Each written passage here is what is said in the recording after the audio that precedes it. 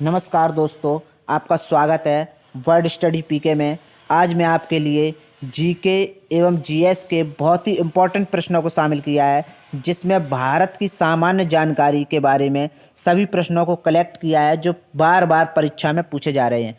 उन्हीं प्रश्नों को शामिल किया है जो परीक्षा में आने की संभावना है या परीक्षा में बार बार पूछे जा रहे हैं। उन्हीं प्रश्नों को शामिल करके आपके सामने लेकर आया हूँ। पहला प्रश्न स्क्रीन पर आपके सामने ही रखा है। पहला प्रश्न दिया है, गुलाबी क्रांति। जो गुलाबी क्रांति है वह किससे संबंधित है? इसमें पहला ऑप्शन दिया है टमाटर उत्पादन से, दूसरा है झींगा उत्पादन से, तीसरा है मांस उत्पादन से, चौथा है खाद्यान्न उत्पादन से। जो झींगा क्रांति है वह इसका ऑप्शन है दूसरा, झींगा उत्पादन से, या झींगा उत्पादन या मछली उत्पादन। क्या इसमें आप लिख लीजिए यहाँ पर, झींगा उत्पादन या मछली उत्पादन से। इसमें कुछ कलर चेंज कर लेता हूँ।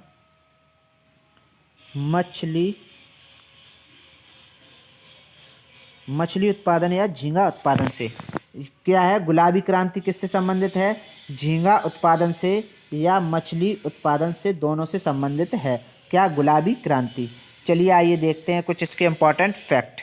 इसका इम्पोर्टेंट फैक्ट दिया है, इम्पोर्टेंट फैक्ट नहीं है, इसके कुछ अगला प्रश्न है।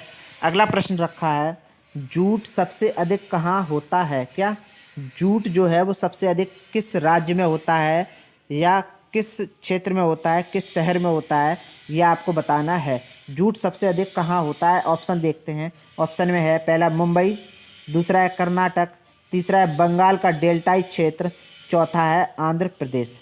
आपको जल्दी से इस वीडियो को बताना है। अगर आपको किसी प्रश्न का उत्तर आता है तो आप वीडियो को रोककर उत्तर दे सकते हैं, या फिर आप कमेंट बॉक्स में लास्ट में बता सकते हैं कि आपके कितने में कितने उत्तर सही हैं। चलिए आइए देखते हैं इसका उत्तर। इसका राइट उत्तर है वह है बंगाल क्षेत्र। इसका राइट उत्तर है बंगाल का डेल्टाई क्षेत्र। जूट का, किसका? जूट जो है, जूट का सबसे अधिक कहाँ होता है? जूट सबसे अधिक होता है बंगाल के डेल्टाई क्षेत्र में। जूट सबसे अधिक कहाँ पाया जाता है? वह बंगाल के डेल्टाई क्षेत्र में। इसका कुछ इंपॉर्टेंट फैक्ट दिया है, देश में पैदा किए जाने वाले कुल जूट, जो देश में पैदा किया जाता है कुल जूट का 75%, आप इस पर गोला कर लीजिए, 75% जो है, जो उत्पादन पश्चिम बंगाल में होता है। कहाँ पर होता है? पश्चिम बंगाल में होता है। चलिए आइए देखते हैं अगला प्रश्न। अगला प्रश्न है, प्रश्न रखा है IR-20। कौन सी? IR-20 किस चीज़ की अधिक पैदावार होने वाली किस्म है? यह क्या है? IR जो दी है, IR-20 जो है वह क्या है? किस्म है। किसकी किस्म है आपको ये बताना है, किसकी किस्म है और यह किस्म क्या है? अधिक पैदावार होने वाली, अधिक पैदावार होने वाली एक अत्यंत किस्म है, वह आपको बतानी है किसकी किस्म है। IR-20। IR-20 पहला है कपास, दूसरा है चावल, तीसरा है गेहूँ, चौथा है गन्ना। आपको जल्दी से बताना है कौन सा उत्तर सही है इसका। किसके लिए IR-20 किस्म है? किसकी है? यह धान की किस्म है। किसकी है? धान की किस्म है। किसकी? धान तो दिया नहीं है इसमें ऑप्शन, इसलिए आप चावल लगा सकते हैं। किसकी किस्म है ये? चावल की किस्म है। किसकी है? चावल की किस्म है। आपको कलर से चेंज करके दिखा देता हूँ। यह चावल की किस्म है। धान है इसका ऑप्शन। वैसे तो क्या है? धान। आपको दिखा रहा हूँ मैं, इसको आप लिख लेना। यह IR-20 है वह किसकी किस्म है? धान की किस्म है। धान ना हो तो क्या ऑप्शन में क्या होगा? चावल होगा। धान ना मिले तो आप क्या लगा सकते हैं? चावल लगा सकते हैं। IR-20 है वह धान की किस्म है। जो IR-20 आप देख सकते हैं, ये IR-20 है वह किसकी किस्म है? वह धान की किस्म है। आपको मैं रफ करके दिखा देता हूँ पूरा पूरा। अब देखिए, जो IR-20 जो किसकी किस्म है? धान की किस्म है। यह कुछ इसके इम्पोर्टेंट फैक्ट की तरफ चलते हैं। इम्पोर्टेंट फैक्ट दिया है, धान के बीज को चावल कहते हैं। ये देखिए आप, धान के बीज को जो कहते हैं वो चावल कहते हैं। यह धान के ऊपर का छिलका हटाने से प्राप्त होता है? कौन सा? वह चावल। जो धान के ऊपर का छिलका हटा देते हैं तो चावल प्राप्त होता है। चावल संपूर्ण पूर्व जगत में प्रमुख रूप से खाए जाने वाला अनाज है। संपूर्ण जगत में प्रमुख रूप से, प्रमुख मतलब प्रथम श्रेणी में खाए जाने वाला अनाज है। भारत में भात, खिचड़ी सहित काफ़ी सारे पकवान बनते हैं। किससे? धान की से, यानी कि चावल से। चलिए आइए देखते हैं अगले प्रश्न की ओर। अगला प्रश्न रखा है, अगला प्रश्न है, निम्नलिखित राज्यों में से किस राज्य को जैविक खेती करने के लिए प्रथम राज्य घोषित किया गया है? ऐसा कौन सा राज्य है जिस राज्य को जैविक खेती, आप इस पर टिक लगा लीजिए, जैविक खेती के रूप में किस राज्य को जैविक खेती करने वाली प्रथम राज्य घोषित किया गया है? वह राज्य आप इनमें से बता सकते हैं। पहला ऑप्शन है त्रिपुरा, दूसरा है सिक्किम, चौथा है अरुणाचल प्रदेश, चौथा है नागालैंड। इन चारों में से आपको बताना है कौन सा राज्य है जिसको जैविक खेती के रूप में घोषित किया गया है। इसका राइट उत्तर है सिक्किम राज्य। सिक्किम राज्य को जैविक खेती करने वाला, क्या?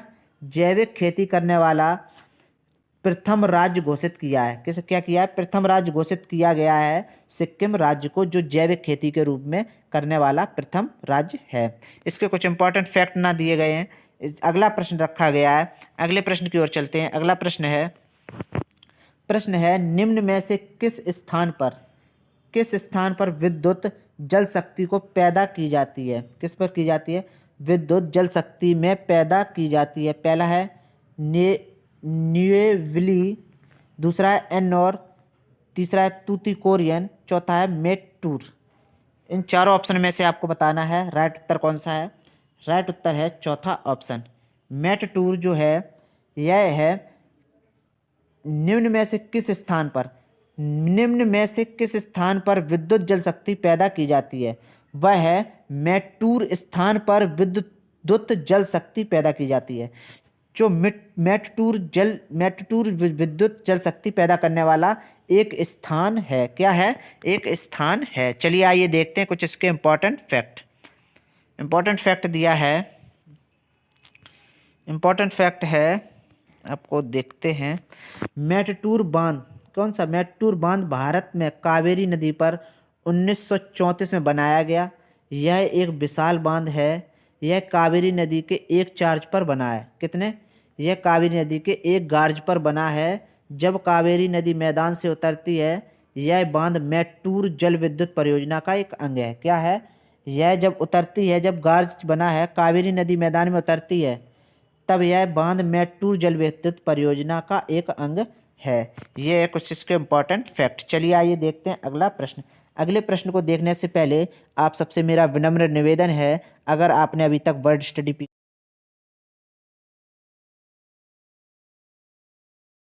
के चैनल को सब्सक्राइब नहीं किया है, या आप वर्ड स्टडी पी के चैनल पर नए यूजर्स हैं, तो कृपया करके सब्सक्राइब कर लें और उसके साथ में घंटी या बेल आइकन का निशान आप देख सकते हैं, उसको ऑल पर लगा लें, जिससे कि हमारी सारी आने वाली वीडियो को नोटिफिकेशन के रूप में आपके पास आती रहेंगी। अगर आपको वीडियो अच्छा लगे तो लाइक कीजिए और शेयर तो आप अवश्य कर दीजिए। थैंक यू, धन्यवाद। चलिए आइए देखते हैं अगला प्रश्न। अगला प्रश्न है भारत खनिज पदार्थों का, क्या? भारत खनिज पदार्थों का भंडार गृह कहा जाता है। क्या कहा जाता है? भारत खनिज पदार्थों का भंडार गृह कहा जाता है। पहला ऑप्शन दिया है मालवा का पठार, दूसरा दिया है दक्कन का पठार, तीसरा दिया है लद्दाख का पठार, चौथा दिया है छोटा नागपुर का पठार। किस कारण भारतीय खनिज पदार्थों का भंडार गृह कहा जाता है? ऐसा कौन सा पठार है जिसमें भारतीय खनिज पदार्थों का भंडार कहा जाता है?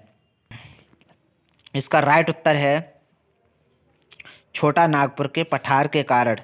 छोटा नागपुर के पठार के कारण ही भारत को खनिज पदार्थों का भंडार गृह कहा जाता है। किसको कहा जाता है? भारत को खनिज पदार्थों का भंडार गृह छोटा नागपुर के पठार के कारण ही कहा जाता है। चलिए आइए देखते हैं कुछ इसके इंपॉर्टेंट फैक्ट दिया है। छोटा नागपुर का पठार क्या है? छोटा नागपुर का पठार पूर्वीय भारत में स्थित एक पठार है। कहाँ पर? पूर्व में यह स्थित है। कौन सा? छोटा नागपुर का पठार। यह झारखंड का अधिकतर हिस्सा एवं उड़ीसा, पश्चिम बंगाल, बिहार, छत्तीसगढ़ के कुछ भाग इस पठार में आते हैं। इस पठार में क्या क्या आते हैं? आपको कलर चेंज करके दिखाना हूँ। झारखंड का अधिकतर हिस्सा आता है एवं उड़ीसा, पश्चिम बंगाल, बिहार एवं छत्तीसगढ़ के कुछ भाग आते हैं इसमें। इसके पूर्व में सिंधु गंगा का मैदान और दक्षिण में महानदी है। इसका कुल क्षेत्रफल जो है वो 65,000 वर्ग किलोमीटर है। इसका कितना क्षेत्रफल है? 65,000 वर्ग किलोमीटर क्षेत्रफल है। चलिए आइए देखते हैं अगले प्रश्न की ओर। अगला प्रश्न है कोलार स्वर्ण खादान। क्या कोलार स्वर्ण खादान निम्न में से किस राज्य में स्थित है? आपको बताना है कोलार जो स्वर्ण खादान है वह किस राज्य में स्थित है। पहला ऑप्शन है कर्नाटक, दूसरा है आंध्र प्रदेश, तीसरा है महाराष्ट्र, चौथा है मध्य प्रदेश। आपको जल्दी से बताना है किस राज्य में क्या कोलार स्वर्ण खादान है। इसका राइट उत्तर है कर्नाटक के कर्नाटक के बंगलोर राज्य में। कर्नाटक राज्य के बंगलोर में किसकी कोलार स्वर्ण खादान स्थित है। किसमें है? कर्नाटक राज्य में। इसके कुछ इंपॉर्टेंट फैक्ट भी देखते हैं जो परीक्षा उपयोगी हैं। परीक्षा उपयोगी फैक्टों को देखते हैं। पहला फैक्ट है कर्नाटक में, कहाँ पर? कर्नाटक में वर्तमान में बेंगलुरु से लगभग 50 किलोमीटर, कितना? लगभग 50 किलोमीटर दूर स्थित कोलार स्वर्ण क्षेत्र, कोलार गोल्डफील्ड केजीएफ, क्या केजीएफ संभवतः भारत में प्राचीनतम स्वर्ण भंडार है। ऐतिहासिक उल्लेख बताते हैं कि यहाँ प्रथम शताब्दी ईस्वी से ही अलग अलग समय में स्वर्ण की खुदाई होती रही है। कब से हो रही है? प्रथम शताब्दी ईस्वी से। ये आप इसको आपको रफ करके दिखाते हैं, सही से दिखाते हैं। जो कोलार गोल्ड फील्ड जो केजीएफ है, क्या केजीएफ संभवतः भारत में प्राचीनतम स्वर्ण भंडार है। कितना है? प्राचीनतम स्वर्ण भंडार है। ऐतिहासिक उल्लेख बताते हैं कि यह प्रथम शताब्दी ईस्वी से ही अलग अलग समय में स्वर्ण की खुदाई होती रही है, जिसमें 900 ईस्वी से 1000 ईस्वी के बीच चोला साम्राज्य और आगे के इम्पोर्टेंट फैक्ट है और 16वीं सदी में विजयनगर साम्राज्य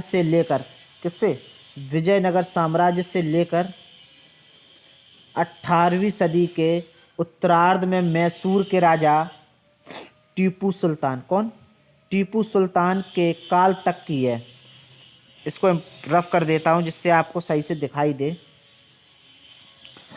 तक की है अवधि सम्मिलित है। सदियों तक केजीएफ से दक्षिण भारत के शासकों को भारी मात्रा में धन की प्राप्ति हुई है। कितनी हुई है? धन की प्राप्ति हुई है। आगे का वीडियो मैं जल्द से जल्द लेकर आऊँगा आपके लिए। अगर आपको वीडियो अच्छा लगा हो तो कृपया करके लाइक कीजिए, कमेंट कीजिए, शेयर तो आप अवश्य कर दीजिए। थैंक यू, धन्यवाद, जय हिंद, वंदे मातरम। जल्द से जल्द मैं आने वाली वीडियो को जल्द से लेकर आऊँगा, जो जीके और जीएस के बहुत ही इंपॉर्टेंट प्रश्नों को लेकर आऊँगा, जो परीक्षा में बार बार पूछे जा रहे हैं। उन्हीं प्रश्नों को अगले वीडियो अगर आप कमेंट्स करके बता दीजिए तो मैं आपको बता दूंगा। आप चैनल को सब्सक्राइब कर लें, जिससे क्या है मैं जो भी वीडियो 6 बजे डालता हूं डेली सुबह 6 बजे मेरा वीडियो आपके पास पहुंच जाएगा नोटिफिकेशन के रूप में, अगर आप वीडियो सब्सक्राइब और बेल आइकन को दबा कर रखेंगे। इसलिए आप सब्सक्राइब जरूर कर लें और बेल आइकन को भी दबा लें, और डेली सुबह 6 बजे मेरा वीडियो आपके पास नोटिफिकेशन के रूप में आता रहेगा। थैंक यू, धन्यवाद, जय हिंद, वंदे मातरम। कृपया करके सभी लोग घर पर रहें, सेफ रहें, सुरक्षित रहें, सतर्क रहें एवं सावधान जरूर रहें। जय हिंद, वंदे मातरम।